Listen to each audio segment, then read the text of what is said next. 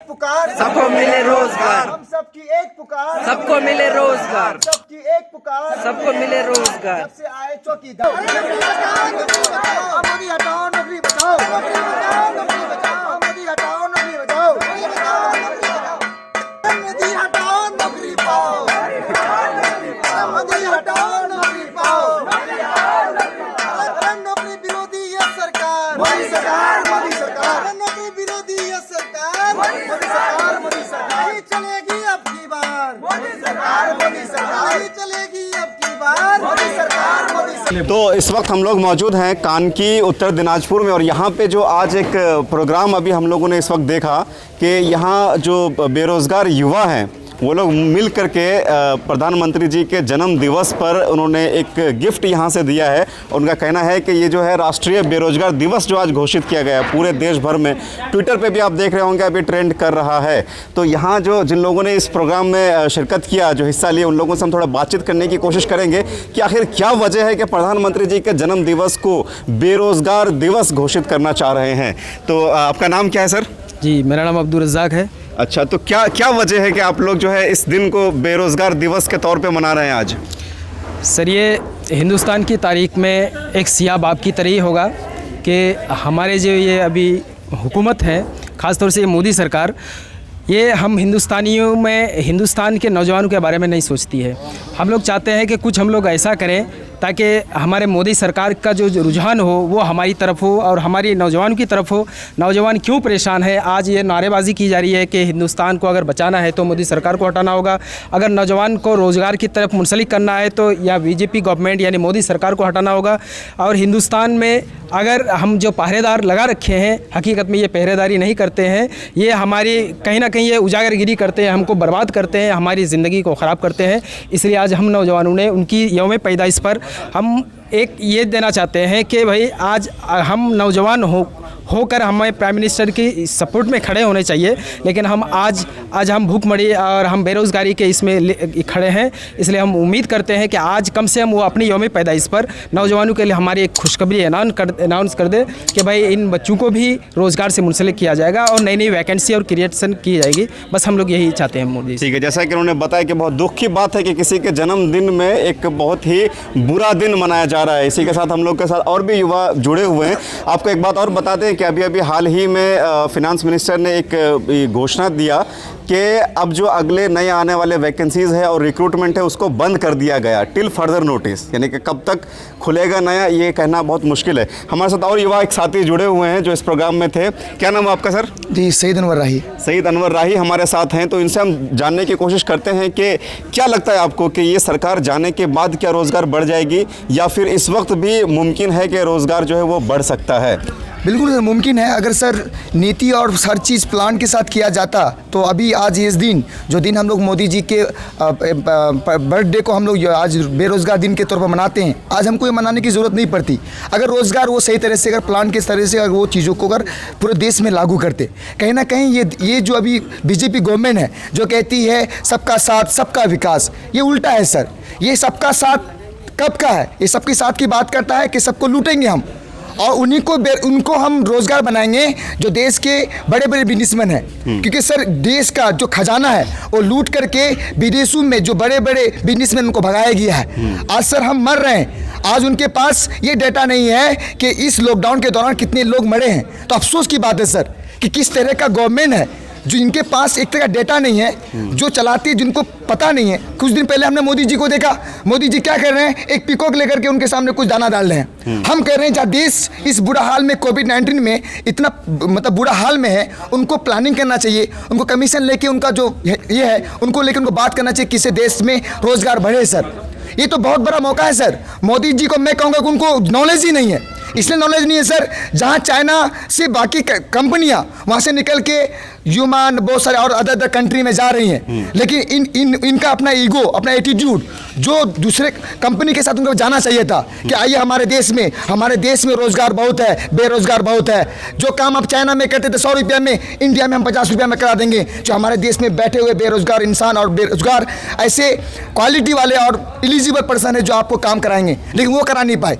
अगर वो चाहते तो आज हमारे हिंदुस्तान का जो इकोनॉमी जो जीडीपी है बहुत तेज़ी से बढ़ते हुए नजर आता। जो चीज़ जो बड़ी बड़ी कंपनियां जो चाइना से निकल रही है, जो और देशों में जा रही है, लेकिन हम ये कहते हैं सर जिस रुख में जाना चाहिए, जहाँ बात होनी चाहिए रोजगार की, क्योंकि एक प्राइम मिनिस्टर का ये काम है कि रोजगार कैसे बढ़ाया जाए, किस तरह की प्लानिंग किया जाए, किस तरह के और चीज़ों को लागू किया जाए जिससे देश में रोजगार उत्पन्न हो सर। ये काम उनका है। उनका काम ये नहीं है कि हम एक एक आदमी को रोजगारी देंगे, वो रोजगार खुद पैदा करे, बड़े बड़े इंडस्ट्रीज को लगाए सर।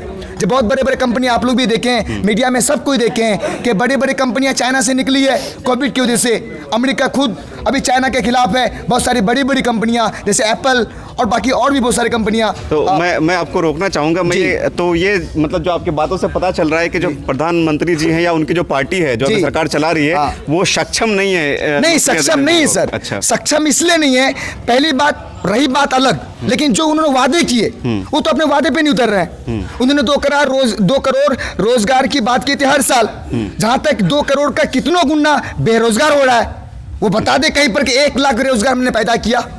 उन्होंने प्रधानमंत्री नाम से एक क्या कहते स्किल चला रहे थे, जहाँ बच्चों को जोड़ा, जो बच्चे कहीं कुछ अपना क्वालिटी पैदा कर रहे थे, बच्चे कुछ सीख रहे थे, बच्चे वहाँ छोड़ के सोचे कि प्रधानमंत्री का जो असिस्टेंट सेंटर है इसमें काम करेंगे। कितने सारे सेंटर बंद हो गए सर, कितने बच्चों को रोजगार उन्होंने दिया?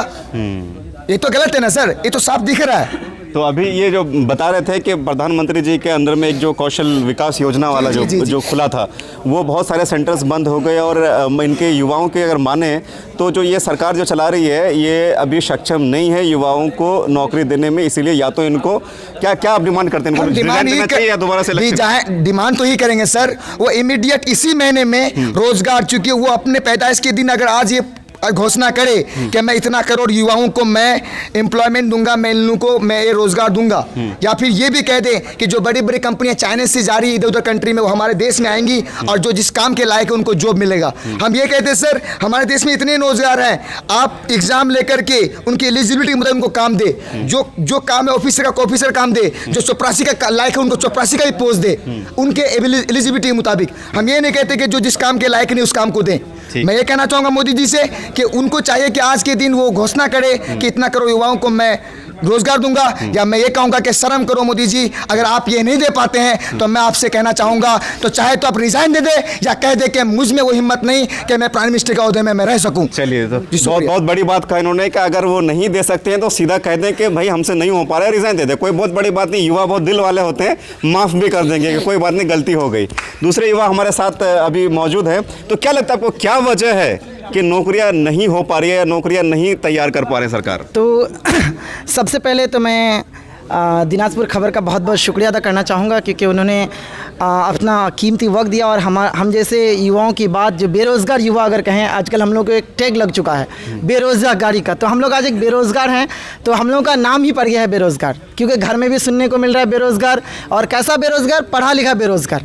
एक होता है इस टाइप का लोकल टाइप का बेरोज़गार जो मिस्त्री मजदूरी करता है, काम नहीं चलता है लॉकडाउन की वजह से, तो हम लोग हैं पढ़े लिखे बेरोज़गार।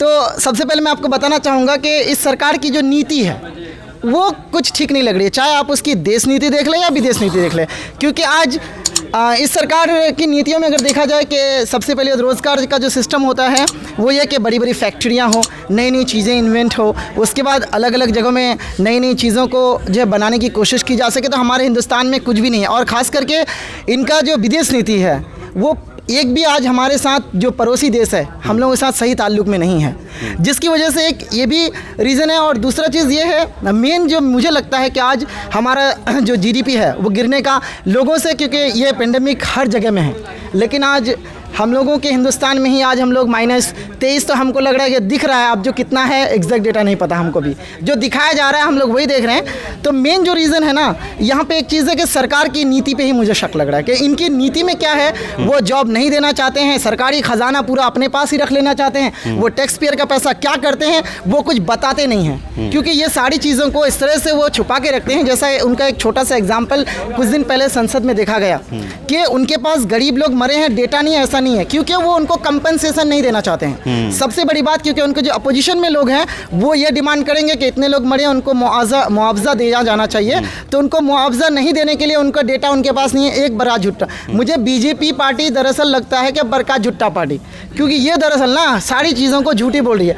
पहले बोला काला धन लेके आएंगे तो रोजगार मिलेगा, तो काला धन तो हम लोग नहीं देखे। फिर क्या बोला कि अगर इस पैसे हम लोग नोटबंदी करते हैं, जिसे हम लोग डिमोनेटाइजेशन कहते हैं, इंग्लिश में बड़ा टफ वर्ड है तो बोल नहीं पाते, तो नोटबंदी कहते हैं। यहाँ पे नोटबंदी किया गया एक नीति के साथ कि इसके जरिए जितना काला धन लोगों मैं आपको रोकना चाहूँगा कि आपको क्या लगता है, अगर सरकार नौकरियाँ नहीं दे पाए, या मान लीजिए कि आप कोई ऐसा सूरत नज़र नहीं आता है कि भाई नौकरियाँ हो, तो उसमें आप क्या करेंगे, क्या आपका आगे स्टेप रहेगा? सबसे पहली बात तो ये कि हम लोग अपनी आवाज़ को बुलंद करेंगे, जो हमारे राइट्स हैं उसके अकॉर्डिंग हम अपनी आवाज़ को बुलंद करेंगे, जो हमको हमारा कॉन्स्टिट्यूशन, हमारा संविधान कहता है उसके अकॉर्डिंग लड़ेंगे। उसके बाद हम अगर देखेंगे, और हम लोग ये जानते हैं कि जो पोस्ट खाली है गवर्नमेंट को हर हालत में वो सारे पोस्ट को भरना पड़ेगा। वो हमारा जो कॉन्स्टिट्यूशन वो हमको राइट्स देता है कि आप इसके अगेंस्ट में आप अपना पेटिशन भी फाइल कर सकते हैं। बहुत सारे सोर्सेस हैं जो इस चीज़ से जुड़े हुए हैं, हमारे जो काउंसिलर्स हैं उन लोगों से ही बात करेंगे कि क्या सही होगा हम लोगों के लिए।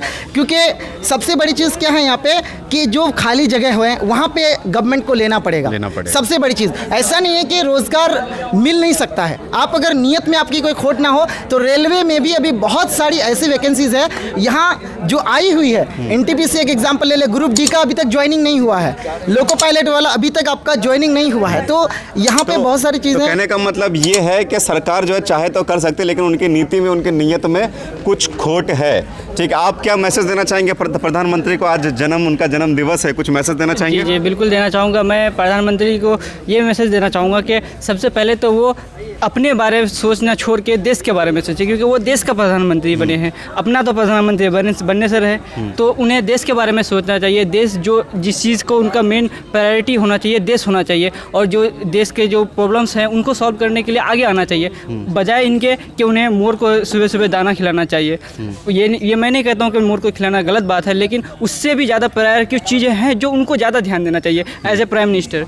तो उनको ज़्यादा ध्यान उस चीज़ों को ध्यान देना चाहिए। और जहाँ तक रही बेरोज़गारी की बात, तो बेरोज़गारी हमारे देश में चरम सीमा पे है, आप सबको पता होगा। ये इस वजह से है क्योंकि इनकी नीति ही सही नहीं है। ये इनको रिसर्च एंड डेवलपमेंट पे ये तो बोल दिए कि आत्मनिर्भर बनिए, लेकिन रिसर्च एंड डेवलपमेंट पे कुछ भी वर्क नहीं कर रहे हैं। अपना GDP का 0.6%, जैसे कि आप लोगों को पता है कि 0.6% दे रहे हैं। तो रिसर्च एंड डेवलपमेंट जो मेन चीज़ है, जो बैकबोन है एक इकोनॉमी को बढ़ाने के लिए, एक चीज़ हर ऑल ओवर डेवलपमेंट के लिए, उसी चीज़ को अगर 0.6% दे कोई सरकार, तो कहाँ से आगे बढ़ सकती है? तो जी सही सीधी सी बात यह है कि इनको अपने पॉलिसीज़ को एक बार फिर से रिवाइज़ करना होगा, फिर से देखना होगा, चेंज जहाँ करना है वहाँ करना होगा। क्योंकि 6 साल से इन्होंने एक्सपेरिमेंट किया, इन्हें दिख रहा है कि कोई भी रिजल्ट हमें सामने सही नहीं आ रहा है, एक भी नहीं आया है आज तक 6 साल तक। तो ये बचे जो 4 साल हैं, इनमें उनके पास टाइम है कि वो कर सकते हैं अगर वो चाहें तो। नहीं तो फिर अल्टरनेटिव्स हमारे युवाओं के पास है कि उनको जिस रिस्पेक्ट में मैंडेट दे के भेजे हैं उसी हिसाब से फिर उनको बाहर भी निकाल सकती है। उनको उनकी जो पोजीशन थी, जो तरी पर थे, वो तरी पर बना भी सकते हैं। ये हमारे युवाओं के पास ताकत है। तो इस वक्त हम लोग मौजूद थे कानकी में। उत्तर दिनाजपुर के जो ये बेरोज़गार युवा है, इन्होंने प्रधानमंत्री जी के जन्म दिवस में आज एक प्रोग्राम रखा था जिसका उन्वान था राष्ट्रीय बेरोज़गार दिवस। तो इसमें हम लोगों ने युवाओं से बात की, जिससे ये पता चला कि युवा जो है पढ़ लिख करके बेरोज़गार घर पे बैठे हुए हैं। रोज़गार जो है वो पहले ही कम हो रहा है। आप लोगों को पता भी चला कि अभी रिक्रूटमेंट भी बंद कर दिया गया है, GDP बिल्कुल डाउन है। और जिन लोगों के पास काम था, प्राइवेट नौकरियां जो कर रहे थे बाहर, या जो मज़दूर, जो श्रमिक मज़दूर है वो बाहर जा कर के काम करते थे, वो भी घर पे आके बैठे हुए हैं। हर तरह की नौकरियां, चाहे वो ऑर्गेनाइज सेक्टर हो या अनऑर्गेनाइज सेक्टर हो, सभी में बहुत ज़्यादा जो है ये एक परेशानी हुई है। SSC, रेलवे या जो भी आप कह लें, इसका रिक्रूटमेंट नहीं हो पा रहा है। तो हर तरीके से जो युवा है, और या फिर ये कह लें आम तौर से जो इंसान है जो रोज़गार के तलाश में है, वो सब लोग अभी निराश हैं। और इसी चीज़ को प्रधानमंत्री के कान तक पहुंचाने के लिए लोगों ने आज पूरे देश भर में राष्ट्रीय, यानी कि नेशनल अनएम्प्लॉयमेंट डे, राष्ट्रीय बेरोज़गार दिवस जो है वो मनाया गया। बहुत बहुत शुक्रिया।